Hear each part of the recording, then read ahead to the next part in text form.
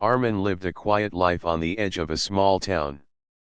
His land stretched wide with green fields, tall grass, and a small stream that flowed across the corner of his property. For years, he worked hard to keep the place neat. He built strong fences, planted trees, and made sure the soil stayed healthy. To him, the land was not just property, it was family history. His father had passed it to him, and his grandfather before that. Armin enjoyed peace. He was not the kind of man who liked fights or noise.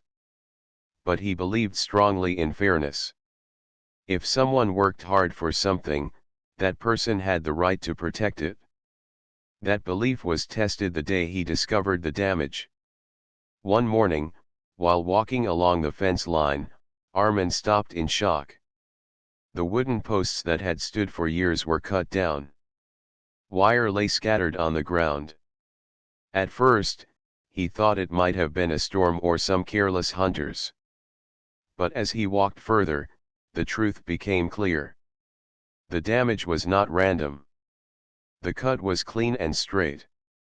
Someone had taken tools to his fence. He followed the broken path until he reached a trench dug deep across his land.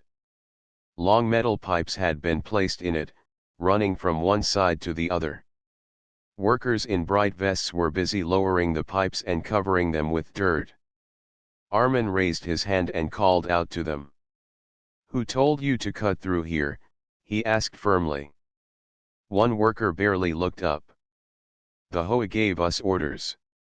This is part of the new water line for the community." Armin frowned. "This is my land. You have no right to dig here." The man shrugged. "Talk to the HOA. We're just doing our job." Armin turned and walked back toward his house, anger growing in his chest. He had heard of the HOA before, the homeowners association that controlled the nearby housing development. They were known for strict rules about paint colors, grass height, and mailbox design. But he had never imagined they would cross into his land without asking. That evening, he went to the HOA office. Inside, the manager, a tall man named Rafi, greeted him with a forced smile. "Armin, good to see you," Rafi said. "What brings you here?"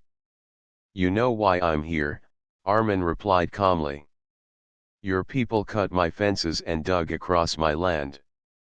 No one asked me, no one paid me, no one warned me. That is not acceptable." Rafi leaned back in his chair and gave a dismissive wave. "It was necessary. The community needs a new water line, and your land was the most direct route. You should be proud to help your neighbors." "I take pride in my land," Armin said, his voice steady. "But I do not allow others to destroy it without permission. You will remove those pipes and fix my fences." Rafi laughed lightly. "That would cost too much, and the project is already approved. You cannot stop it. If you want to argue, take it to court, but you will not win. The HOA always wins." Armin walked out of the office without another word. The cool evening air hit his face, and for a moment, he stood still. His fists were tight, but his mind was calm. He knew one thing clearly. If they wanted a fight, he would not let them win so easily. That night, he sat on his porch and thought of his grandfather's words. Land is power. Whoever controls the source controls everything. At the time, Armin had thought his grandfather meant the soil and crops. But now, as he looked at the stars and heard the faint sound of water flowing in the stream, the meaning grew sharper in his mind. The HOA had taken what was his. But he knew something they did not.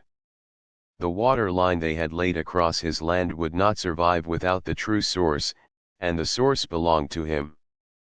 With a slow smile, Armin leaned back in his chair. The game had just begun, and he already had the upper hand. The next morning, Armin rose early. The air was crisp, and the sun painted gold across the fields. He walked toward the far end of his property where the stream bubbled quietly between stones. To most people, it looked like a small brook, nothing more. But Armin knew better. His family had always told him the truth about this water. The stream was not just a trickle from somewhere else. It came from a deep underground spring that ran beneath his land. That spring was the reason the soil stayed rich even during dry summers. His grandfather had once shown him the exact spot where the water rose from the earth. It was hidden under thick brush and a cluster of old trees. Few people knew it existed, and no one outside the family had ever controlled it. That secret was power, and now it was time to use it. Armin crouched near the spring and studied the flow. The HOA had laid their new line right across his property, expecting endless water to serve their development. They had not even asked where the water came from. They assumed it would always be there. Armin almost laughed. They had built their plans on his land without knowing who held the key. He spent the day walking along the stream, checking where the new pipes crossed. He saw the shallow trench filled with fresh dirt and the markers sticking up. The work crew had already left, but the marks of their boots were still in the soil. The sight hardened his resolve. That evening, Armin returned to town to gather information. He visited the small library, where records of land and water rights were kept. He searched through maps and old files until he found what he wanted. The spring was officially recorded as part of his property. There was no mistake. He owned the land, and he owned the source.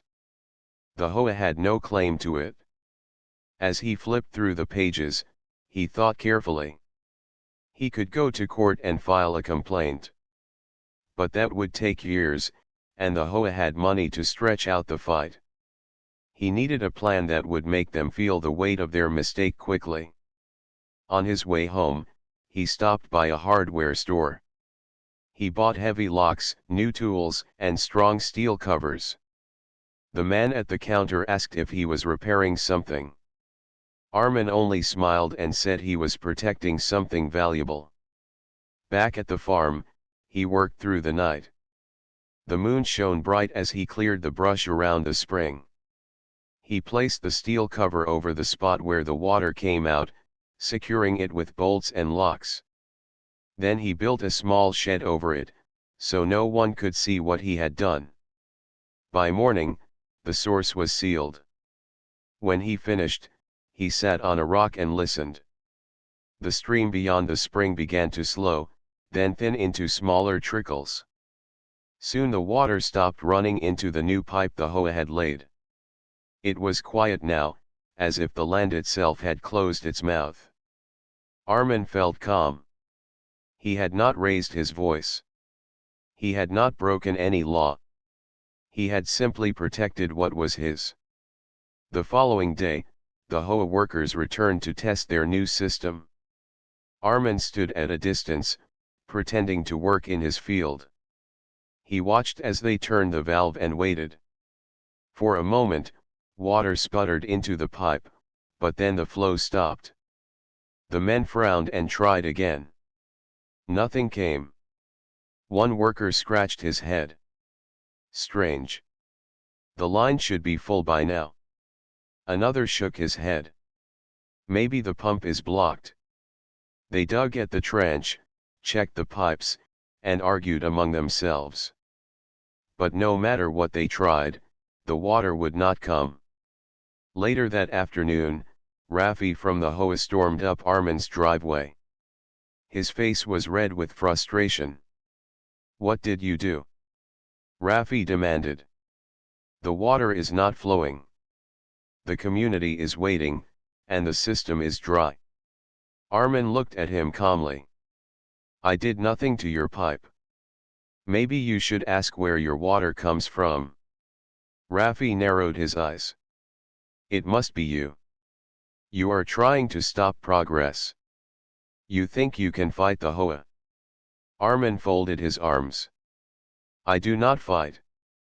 I protect. You cut my fences and dug into my land without respect. Now you see the result. If you want water, you must come through me. For the first time, Rafi had no quick reply. He stood there silent, anger burning in his eyes. Then he turned sharply and walked back toward his car. Armin watched him leave. He knew this was only the beginning. The Hoa would not give up easily. But he also knew something they did not yet understand. Whoever controlled the source controlled the future. The week after Armin sealed the spring, tension grew in the town. The new houses in the Hoa community had been promised fresh, clean water from the system. But day after day, the taps stayed dry. Families complained, and the board of the Hoa grew restless. Every meeting ended in the same question: why was there no water? Rafi, the manager, blamed Armin. He told the board that Armin was blocking the flow on purpose. He painted a picture of a stubborn farmer standing in the way of progress. The board members listened, and soon rumors spread across the community. People whispered that Armin was selfish, that he wanted to control everyone's water just to feel powerful. Armin heard those whispers when he went to town to buy supplies. Some people glared at him, while others avoided his eyes. He stayed calm, carrying himself with steady steps. He knew the truth. They had cut his fences and dug through his land without asking. He was not the thief. He was the owner. One afternoon, 2 Hoa members arrived at his house. They wore suits and tried to speak in polite voices, but their tone carried pressure. Armin, one said, the community depends on this project. Families need water. Children need it. If you continue blocking it, you will hurt everyone. Please open the flow and cooperate with us. Armin looked at them without fear. I do not block anyone. I only protect what is mine. You laid pipe without asking me. That is not cooperation. That is theft. If you want water, we must talk about fair terms. The second man frowned. Do you want money? Is that it? Armin shook his head. It is not about money. It is about respect. If you want to use my land, you must admit your mistake and fix what you broke. Replace my fences, pay for the damage, and then we will discuss water. The men left unhappy. They had hoped he would give in easily. Instead, he had drawn a clear line. Days passed, and the Hoa grew desperate. Without water, lawns dried up, pools stayed empty, and gardens withered. Complaints flooded the office, and Rafi felt the pressure mounting. He decided to act more aggressively. One night, Armin heard the distant hum of engines. He rose from his bed and walked quietly to the spring. In the pale light of the moon, he saw figures moving near the shed he had built.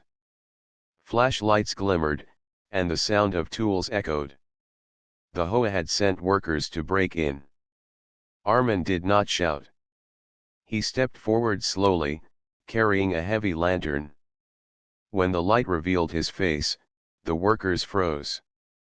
This is private land, Armin said firmly. You have no right to touch that shed. Leave now, or I will call the law.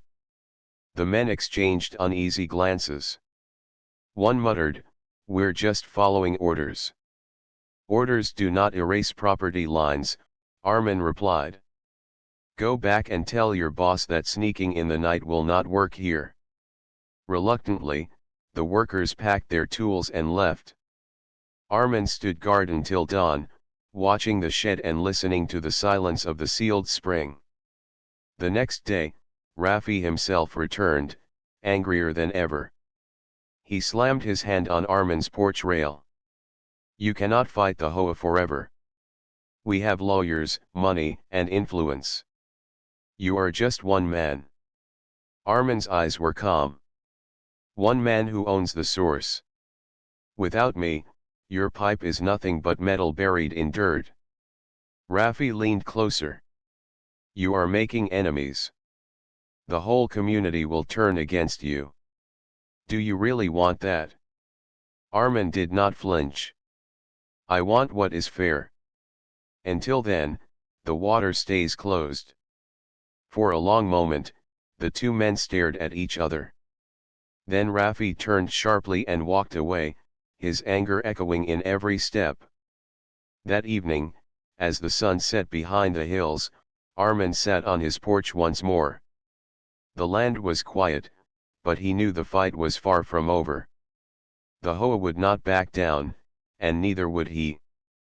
Somewhere deep inside, he felt a strange strength. He was not just defending his land anymore. He was defending the principle that no one could take what was his without respect. And in that battle, he was ready to stand alone if he had to. A week later, Armin received a thick envelope in the mail. The paper inside carried the letterhead of a well-known law firm. The words were sharp and formal. The HOA accused him of interfering with community development, causing damage, and blocking access to public resources. They demanded he unlock the water source within 10 days or face legal action. Armin read the letter slowly, then placed it on the table. His heart was steady. He had expected this move. The HOA relied on intimidation, hoping long words and legal threats would scare him. But he had already studied his rights at the library. The spring was on his land, recorded clearly in property maps. He had broken no law. That evening, he drove into town to meet an old friend, Yusuf, who worked as a retired lawyer. They sat together in a small tea shop, the warm smell of cardamom drifting through the air. Show me the papers, Yusuf said, adjusting his glasses. Armin handed him the envelope. Yusuf read carefully, then gave a small laugh. This is nothing more than a scare tactic. They hope you will panic. But legally, they have no claim. The water is yours. The land is yours. Unless you gave them permission, they cannot touch it. Armin nodded. I thought so. Still, I do not trust them. They have money, and money often twists truth. Yusuf leaned forward. That is true, but remember this. The law may bend, but it cannot erase the boundary lines of land. If they push too hard, you can counter them. Do not let fear decide for you. Armin thanked him and returned home with fresh resolve. He prepared his reply. On plain paper, he wrote in clear words, the spring and the land belong to me. You cut my fences and laid pipe without consent. Any further attempt to enter my property will be considered trespass. I am open to respectful discussion, but I will not surrender my rights. He mailed the letter the next morning. The HOA board gathered in their office to read his response. Some members grew uneasy. He is firm, one whispered. Maybe we should negotiate. But Rafi slammed the table. No. If we give in, he wins. We cannot let one man block an entire community. We will drag him to court if we must. While they argued, the people of the community grew restless. The lawns turned yellow, gardens dried, and families had to bring water in tanks. Frustration turned into anger, and many directed their blame toward Armin. One evening, as Armin walked through town, a woman shouted at him. My children cannot bathe because of you. Open the water. Another man pointed at him. Why should one farmer control us all? Armin did not answer their anger. He knew their suffering was real, but he also knew the truth. It was not he who created this problem. It was the HOA, who had built a system on stolen ground. Back at home, Armin prepared for the next move. He repaired his fences again, placing stronger posts and wire. He installed cameras around the shed that covered the spring. He even kept a careful log of every visit from HOA workers. His land became a fortress of quiet strength. Late one night, headlights appeared at the edge of his property. A black car stopped, and Rafi stepped out with two men. They walked toward the shed, but the lights of Armin's porch switched on.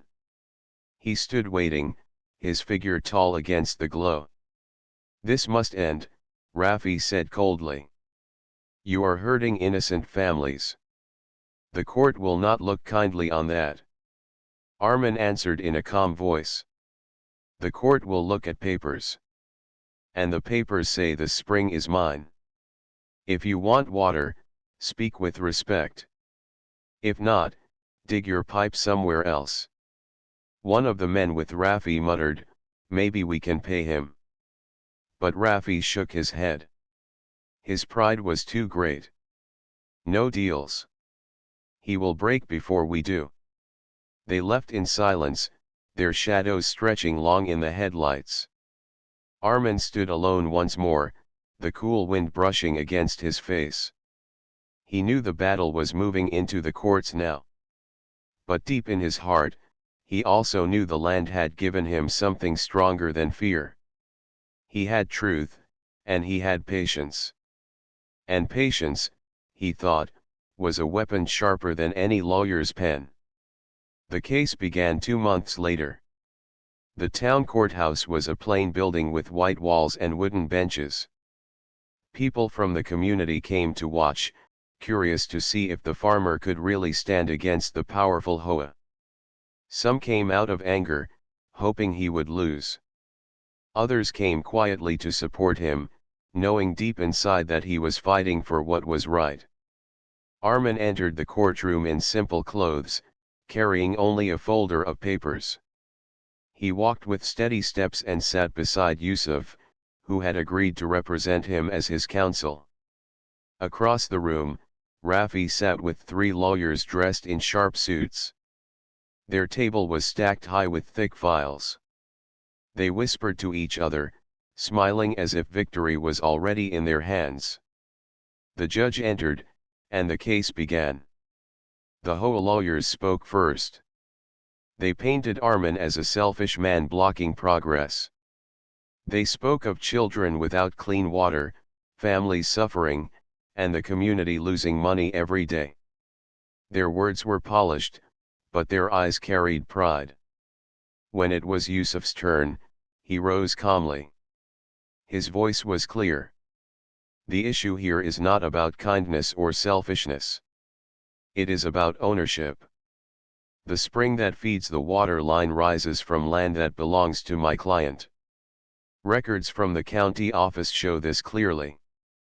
The HOA cut his fences and dug across his fields without consent. They acted without respect, assuming power they did not have. My client has done nothing illegal. He simply closed what is his."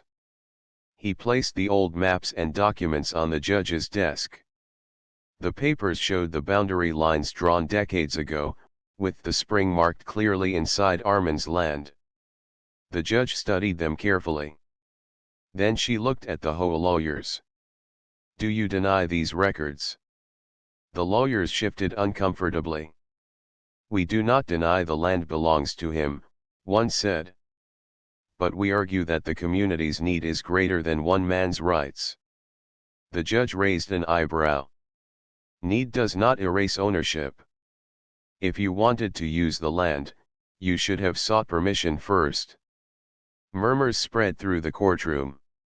Some people nodded, while others frowned. Rafi stood and tried to speak. "He is holding us hostage.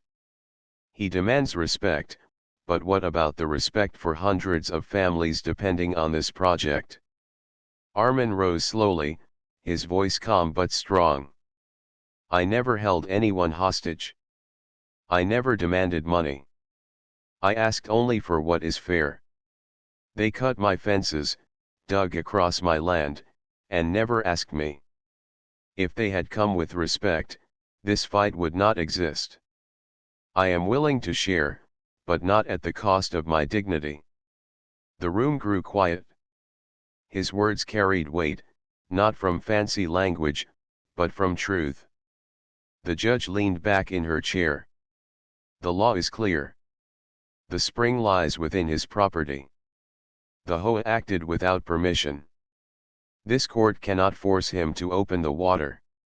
However, I encourage both sides to seek an agreement that benefits all." The gavel struck, and the session ended for the day. Outside the courthouse, the crowd split. Some muttered angrily that Armin had won too easily. Others clapped him on the back, whispering that he had defended justice. Armin only nodded quietly and returned to his truck. Rafi was furious. He cornered his lawyers. "This is not over. If we cannot win in court, we will win another way. He cannot keep the water locked forever." But deep inside, even Rafi felt a sting of doubt. The law was not on his side, and the community was beginning to see that the HOA had made the first mistake. That night, Armin sat once more on his porch, looking out at the dark fields. The stars were bright, and the sound of the sealed spring was faint but steady under the shed. He thought of the judge's words. She had not forced him, but she had opened the door to something else. He wondered if there was a way to share the water without losing respect. But he also knew that any step forward must come on his terms, not theirs. Until then, the spring would stay locked.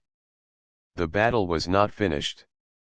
It had only shifted into a new phase, one where patience and wisdom would matter as much as strength. And Armin was ready. After losing ground in court, the HOA board grew restless. Meetings turned loud as members argued about what to do next. Some wanted to negotiate with Armin, but Rafi refused. He saw any deal as a defeat. He wanted full control of the water, and his pride would not let him bend. Behind closed doors, Rafi planned another move. Instead of fighting Armin directly, he began working in secret. He hired surveyors to search for new routes. He asked engineers if it was possible to tap the spring from outside Armin's land. He even spoke with local officials, trying to convince them to declare the water a public resource. But every attempt failed. The maps showed clearly that the spring was deep within Armin's property.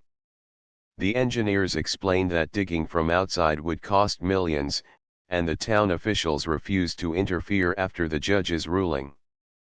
Still, Rafi did not stop. One night, he sent workers again to sneak onto Armin's land.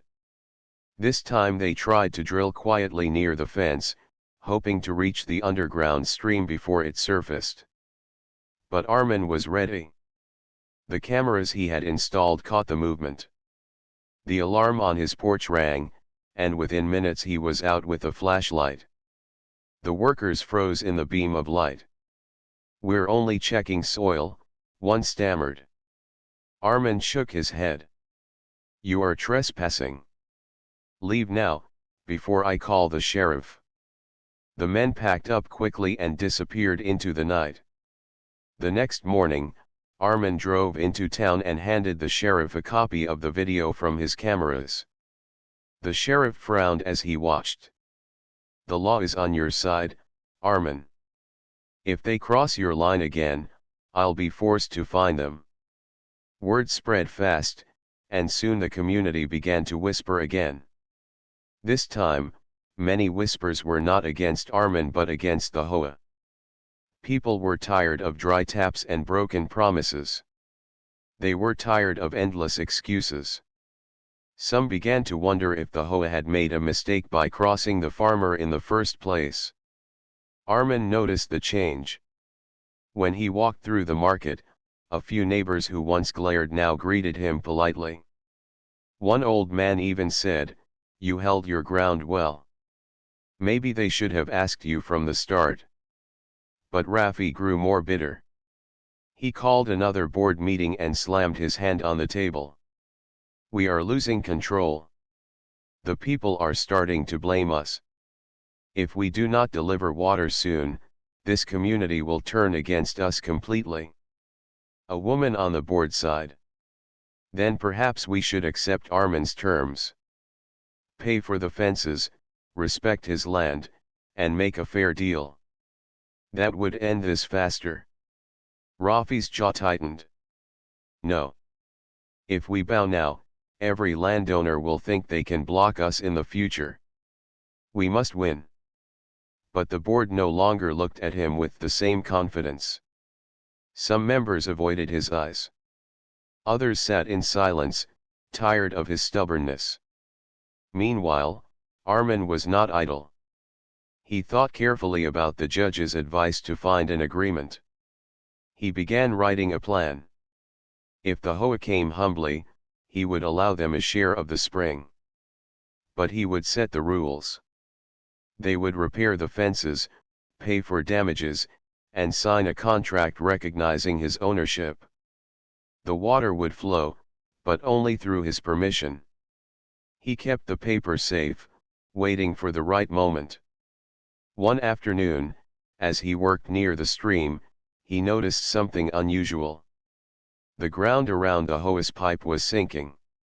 The soil had shifted where they dug carelessly, and part of the trench collapsed.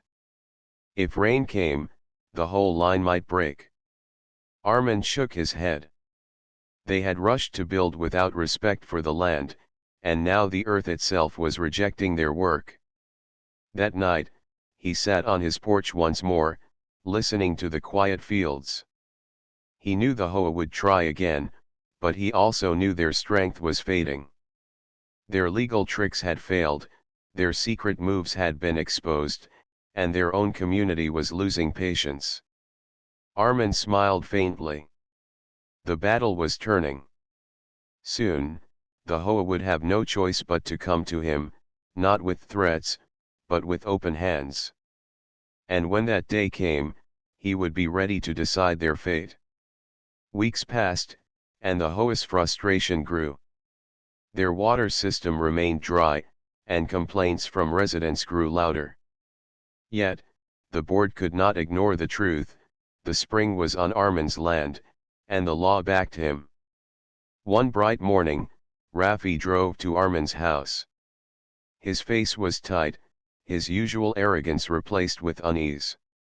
He stepped out of the car and approached the porch where Armin stood, calm as ever. "Armin," Rafi said, trying to sound firm, "we need to resolve this. The community cannot wait forever. What do you want?" Armin looked at him steadily. "I want respect for my land and my work. You cut fences, dug my property, and tried to take what is mine. I will allow the water to flow only if you repair the damage and follow fair rules." Rafi hesitated.